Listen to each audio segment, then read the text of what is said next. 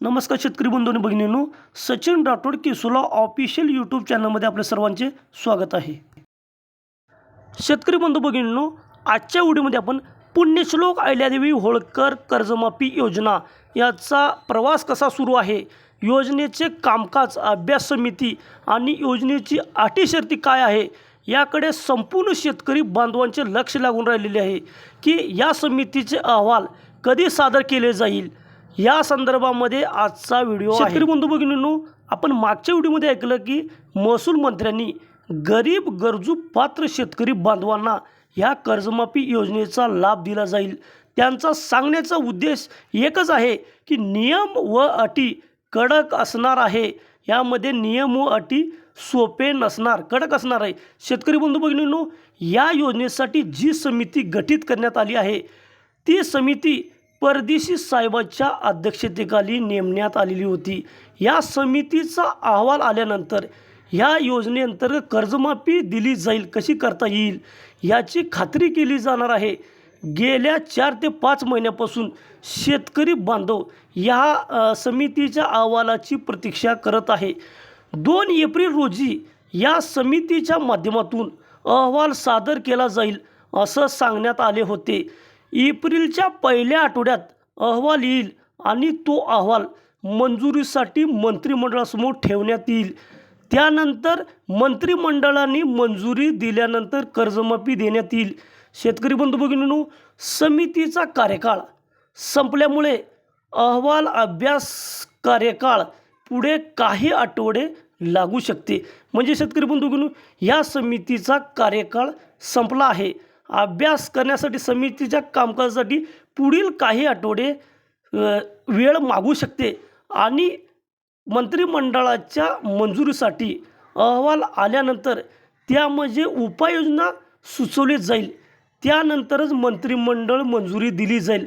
मंत्रिमंडळाने मंजुरी दिल्यानंतर पुढे शासन GR निर्गमित करेल आणि GR निर्गमित करून पात्र शेतकरी बांधवांना कर्जमाफी दिली जाईल. ही प्रोसेस आहे. शेतकरी बंधू भगिनींनो, एप्रिलच्या 3ऱ्या आठवडा अभ्यास गट समितीसाठी लागू शकतो. त्यानंतर मंत्रिमंडळ मंजुरी देईल. म्हणजे अभ्यास गटाला आता पुढे काही वेळ लागू शकतो. शेतकरी बंधू, आपण सांगत होतो एप्रिलच्या महिन्यामध्ये कर्जमाफीचा GR येईल असं आपण सांगत होतो.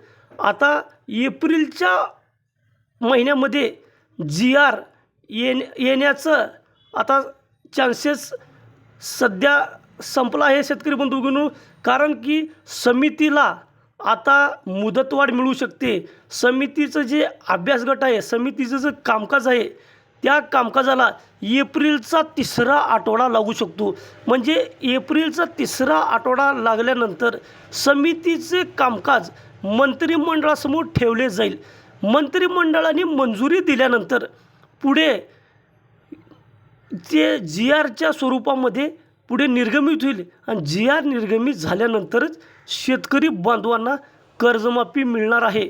आता आपण सांगत होतो एप्रिलच्या पहिल्या आठवड्यामध्ये अहवाल येईल. अहवाल आल्यानंतर मंत्रिमंडळासमोर जाईल.